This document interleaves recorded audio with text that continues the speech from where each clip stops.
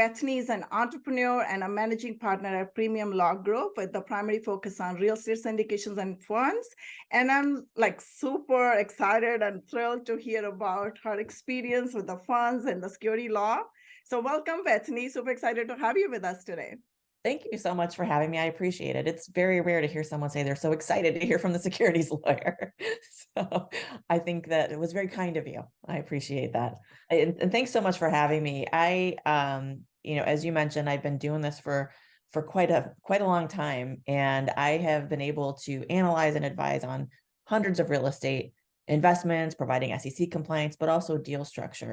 And so I help people practice safe SEC.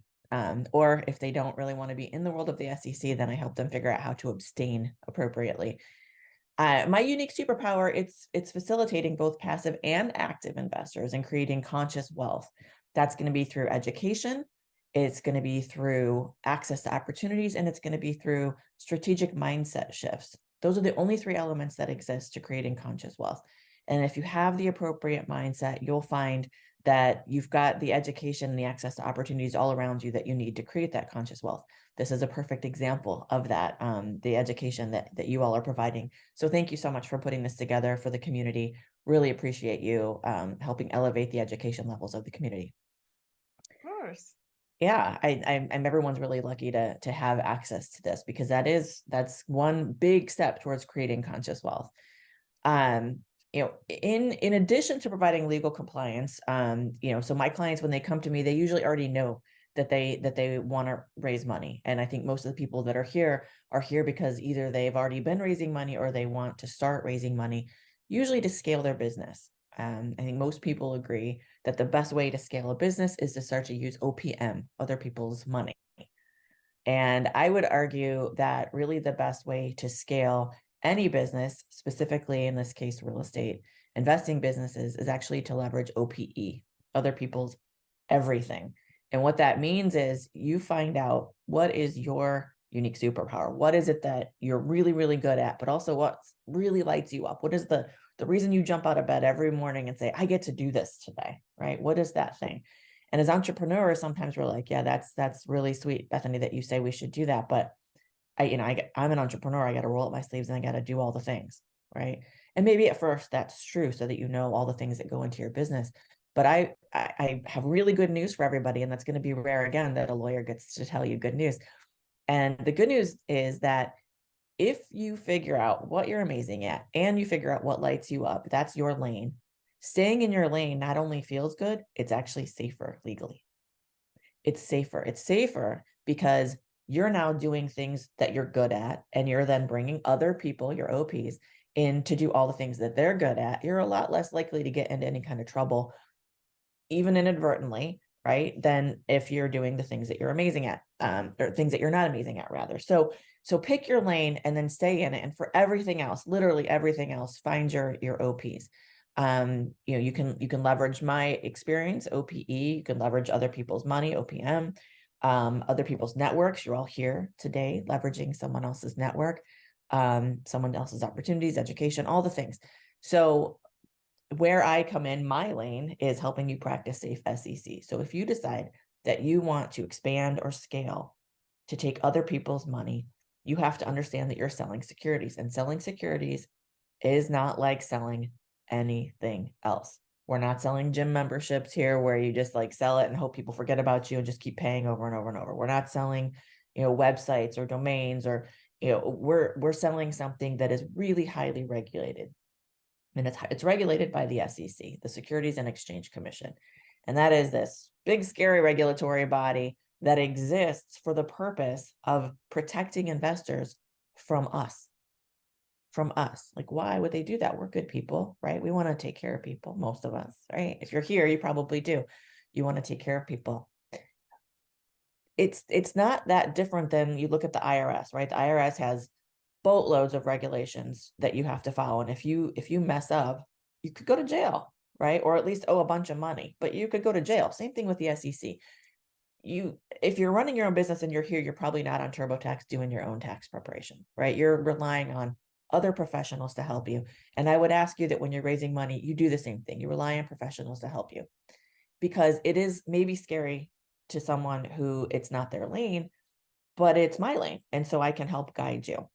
And so what I want to do is give you, first of all, like what even is a syndication? What is selling securities? So you know what you're getting yourself into. And also, if you don't want to do that, how not to accidentally sell securities. And frankly, that's most of the world, right? Most of the world is not going to be a syndicator. You all are different. You're probably in the 1-2% of people that are actually going to use this opportunity to scale. But you should at least know and do it intentionally. I said I help people create conscious wealth. Conscious means mindful, intentional, doing things on purpose. And that is the way you're going to get the most meaning out of it. But also, again, it's the safest way to do it. So what even is real estate syndication? It's very simplest form. It's two real estate investors in this case, right? They partner together to acquire real estate. Could be any asset class, right? It could be apartments, could be boutique hotels. That's the one I love currently. Mobile home parks, self-storage, doesn't matter. Single family. It doesn't matter the asset class. Any kind of real estate. Those two types of investors are going to be active investors. That's probably all of you on here, right? You're going to do all the work. You're going to do the diligence. You're going to manage. You're going to find the property. And for that, you're going to take a fee and what we call carried interest or a promote or GP interest. You can call it whatever you want. The other kind of real estate investors are probably the ones you're all looking for, which is passive investors.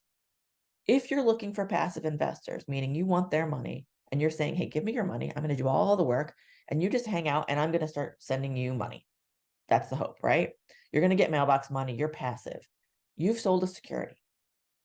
If you accept passive money, meaning they're waiting on your efforts to generate a return for them, you've sold a security. It doesn't matter if you call it a note. Actually, note is the very first word in the definition of security, actually. If you call it a joint venture, you don't get to decide just based on what you label it, whether or not it's a security. The law decides that for you, right? And so the rule is, again, if they're passive and they're relying on your efforts to generate a return, then it's a security. So then you've got to figure out, okay, I'm selling securities. Now what do I do?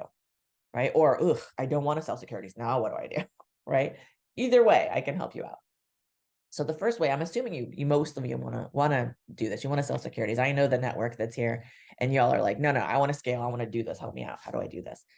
And there are a couple of things you have to consider when you're going to sell securities. One is the big way that people sell securities is through public offerings, a registration. You have to register with the SEC. That's going to be like Facebook or Microsoft or, one of those really big companies. And usually in a real estate transaction, we don't have that kind of time. And frankly, it's really expensive to do when you're looking for like a 45-day close for maybe a $2 or $3 million raise, right? So that might be overkill registration. So your second option then is going to be to find an exemption to registration. That's where I live, right? I live in the world of exemptions. So usually what our clients are going to use is a Reg D exemption, 506B or 506C. If you haven't heard of what those are, you could check my YouTube channel, check my partner Mauricio's YouTube channel. There's going to be a whole big, I think Mauricio has like a master's class in how to syndicate and what all that means. But I provide all kinds of free resources to dig deeper than what we're going into today. So Reg D is your exemption. Your third option, I say it's an option, it's illegal. It's not really an option. You don't want to do that. You don't want to, if you're not going to register, you got to find an exemption or it's illegal. And most of us don't want to be looking over our shoulders for 5 to 7 years or however long we're going to hold a property to see if maybe we stepped in it and wait for the SEC to come down on us, right? We've got enough stuff to think about with the IRS and with tenants and whatever else that we don't need to be worried about whether the SEC is going to be looking after us. And usually how that comes up, by the way, is an upset investor. So that's probably why you didn't hear a ton about this in the last few years when the market was booming. And that's what Mauricio and I call the good deal defense. And you might not have followed all the rules, but no one caught on to it because you had a good deal and everyone made money and no one complains when they're making money. But what happens when investors start losing money? They start looking for ways to get that money back. And so their lawyers start to get creative and cute, and they start to peel back all the layers of this offering and every other offering that you've ever done to see, did they have a misstep somewhere, right? So in the SEC, like a lot of government bodies, if they start looking into one deal, guess what? They get to look into all the deals, right? So you want to make sure that everything's buttoned up across all the deals. And I can't see your faces, but I know there's some panic right now. I can feel it. I can feel the panic coming off the room right now.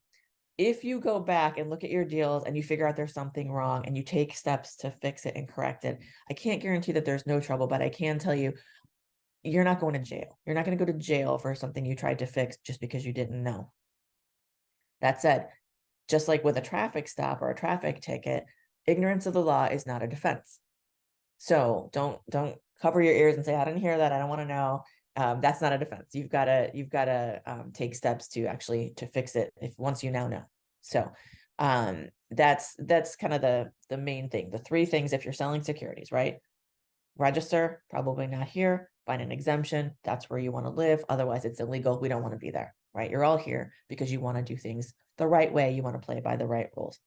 So that said, I know it sounds scary. I actually still think that taking other people's money, leveraging other people's money, OPM, is the best way to scale any business, specifically a real estate investing business. So while it's an exciting milestone, it does come with some risks and responsibilities, as you heard me say. So now we know we're under an exemption. Well, what does that mean? How do you take advantage of that exemption? Right? I can't just tell you do something and then have you go, okay, but now I don't even know what to do. So what the SEC tells us is if you're going to use that exemption, that means you have to give certain risk disclosures to your potential investors. You've got to tell them all the ugly things that could happen in this deal. So your job as the syndicator, right, or as the sponsor of a deal is to put out a really pretty pitch deck, probably, right? A PowerPoint, a website, maybe some Facebook posts, depending on which exemption you're using. And you want to tell, you're selling, right? You want to tell people, why should you invest with me? Why should you invest in this property? Why should you invest in our management team? Why is this a great deal for you? And then I come along, your securities lawyer, and I write what's called a PPM, a private placement memorandum. And I say, okay, it's a good deal, maybe, but here are all the things that could go wrong, just so you know. And that's your job, is to disclose to the investors, and my job to help you do that, disclose to your investors all the things that could go wrong in your deal so that if they do, you're protected. Right? So the SEC is there to protect investors from scammers and people taking advantage of them, people taking their money. That's arguably why it exists. I think we could probably have a separate political discussion about maybe what the real effect is of that. But the stated purpose of the SEC is to protect investors from getting scammed out of their hard-earned money. I exist to help syndicators be protected from the SEC, right? And from your investors. So to do that, that means that you're going to want to give all the risk disclosures. And that means you tell me everything, right? You tell your securities lawyer everything. I had a bankruptcy in 2008. I hear that one a fair amount. I'm in litigation right now. The property is sitting on Native American burial grounds, whatever it is. We want to disclose that to your investors. Again, selling securities is not like selling literally anything else, because you want to get to know fast. You want to get to know before you get their money. Before you get their money. You do not want dumb money. Okay. I always tell my clients, if someone that comes to you and says, you know what, Minky, I trust you. I know you're smart. I know you've done this. I trust you. Just here's my money. No, run. Don't do that. Educate me first as an investor. You want educated investors, right? All of the responsible syndicators that I know, and that's all of our clients, and I'm sure it's all of you. That's why you're here. You want to do this the right way. As I mentioned, you want to educate your investors. You want people to give you the money because they believe in you, your team, and the property. And they know all the things that could go wrong, and they still want to do it. They still want to do it. That's a legal requirement. It's not even just me suggesting this is good business. It's a legal requirement to tell them all the reasons why they might not want to do it. They have to tell you that they could afford to lose the investment. They have to tell you that they understand what could go wrong. They have to tell you that they don't get a say in management, right? All those things you're required to disclose. Second thing, choose your OPs wisely. Do your diligence. If you're going to partner up with people, and look, in this economy, in this market, we are seeing bigger and bigger sponsor teams, right? You got to partner with people. It's harder to take a deal down by yourself if you haven't already been doing this for a few years. Do your diligence. Choose your other people wisely, right? Figure out your lane, know what it is, then stay in it, and then make sure you've got the very best people in those other lanes where you need some help. Okay. And that bad partners and bad advisors who don't understand your business or your goals, that can derail all your hard work up until this point, right? And then everything is gone. So just make sure, that's so important, to do your diligence. And then even though you don't have to learn all the rules of this game, because that's why you have OPs in the securities lane, at least have an idea of what framework you're working with, which means educate yourself on what you're allowed to say or not say to potential investors to not run afoul of the securities rules. Okay. So it's harder than most people think, but not impossible if you have the right team. Okay. And what I mean by that is knowing what you're allowed to say or what you're not allowed to say. There's the disclosures. Yeah, of course. But in this day of an age of social media and advertising, you need to know what you can and can't say on social media when you're talking about a deal. Are you going to accept any non-accredited investors? Anybody whose net worth is south of $1 million, not including their home or income of less than 200,000. That's non-accredited. A couple other ways to get there, but those are the primary ways. If you are, you better be really, really careful what you say on social media. You don't want to accidentally advertise or generally solicit.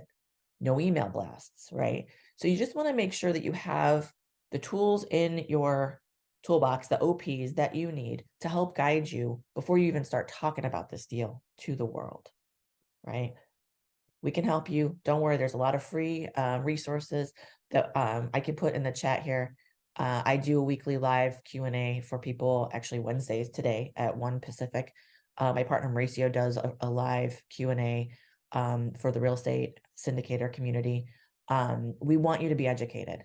We want you to be educated and we want you to be educated even before you have a deal. So that's why we do all of this for free, because we think that it really elevates this whole community if everybody is educated, right? And we want Wall Street to kind of leave us alone on Main Street, don't we?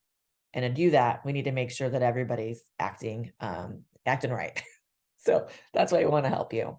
I want to open it up for some questions. I haven't seen if there are any questions, but I definitely want to make sure if you have any questions, I would love to be able to answer those for you. Thanks so much, Bethany. This has been really great. So there are some questions here. So one question from Candace. She says, is there a statutory time frame for the SEC to investigate? There is, although it's kind of a moving target because it depends on, it's going to depend on when people knew or should have known what was happening, right? So if there's a fraud claim, for example, that's going to be a little bit longer than a contractual claim. So it really kind of depends. If you've got a deal that's already been closed for 5 years and anybody who lost their money, then you're probably fine. But if you have a live deal that hasn't yet run its full cycle, a creative lawyer could probably find some way to keep it alive, depending. So you want to, I don't mean to terrify everybody, but we really do need to look into it to make sure that whatever could stop the bleeding stops the bleeding, right? So that it's kind of a moving target. The fraud statute of limitations for most states is going to be 4 years. I think a lot of the securities federal is 5 years, depending on what it is, right? So that was sort of a legal answer of it depends. Well, that's what we need. We need the Typical legal lawyer, answer. right? It depends. It always depends. Yeah. Okay, another question. It says, if a team member is on another deal that does get investigated, does the SEC then look at every other deal that person is in, no matter their GP position? They could. Yeah. So that's the thing that scares me the most when I see people out there offering money, offering GP just to raise money. That's the biggest one I see, where you've got somebody who bounces around from sponsor team to sponsor team and all they're doing is raising money, right? And they do this whole, well, I'm gonna, wink, wink, you're gonna do investor relations, but really you're just raising money. And then you've got one sponsor team that's like, nope, I have talked to Bethany, I'm gonna follow the rules. You have to have substantial duties, you have to do all the things. That sponsor is at risk for the person raising money for all those other people, because if they get investigated over there, that person, the SEC is allowed to start looking at all the deals that they're associated with. And yeah, careful, that's why it's everyone. terrifying. You want to make sure that's why you do your diligence on everybody you bring into your deal, because you are partners, like it or not. Even if someone comes and says, I just last minute I want to raise money for you, under the law, they're partners. So you need to know what you're getting into. Yeah. Okay. All right. One last question for you. Do you have a recommended source where we can find what is allowed in social media for 506B deals? Yes. Mauricio Raul's YouTube channel is fantastic for this. He breaks it down into, I would love to send you to mine. I have a couple videos, but honestly, he's got hours and hours and hours of videos, but you can do a search for Mauricio Rauld, Rauld, on YouTube, 506B, and he will help you. I've got a couple of videos on my YouTube channel as well. But also, if you have specific questions about it, join my Q&A on Wednesdays, and you can just ask me, can I say this? And I'll tell you. Perfect. I'm starting a new bit on Instagram. I'm not even joking. I'm actually doing this. It's called Roast Your Post, where I actually have people send me, people love to tattle on each other. So they send me these posts and I'm like, is this even allowed? And then I'll do a video on That's awesome. if it is or it isn't and what's wrong with it. I won't do that for I our love clients. They've paid for the courtesy of a private phone call. So I don't do that to our clients, just random posts. That's hilarious. All right, everyone, let's give Bethany lots of love. Lawyers need love too, you know. Yeah. Thank you so much for coming and adding value to us. It's so important for us to, you know, stay above the line, right? Like follow the rules, and we're so grateful. Like, that's so cool. I didn't know that you guys did live Q&As, free live Q&As every week. You guys take her up on that. So Bethany, what's the best way to get in contact with you and get access to those? The best way is going to be email team, and I'll put it in the chat as well, team@plglp.com. And then, of course, always appreciate an Instagram follow, Bethany_LaFlam on Instagram. And Okay. the YouTube channels will put a bunch more stuff on there. Again, we want to get as much free content out there and education as possible. Okay. Perfect. Awesome. All right. I'm going to pull up my Instagram now and follow you. So, Thank you. Appreciate that. all right. Thanks, Bethany, so much for Thank being you. here. Appreciate you.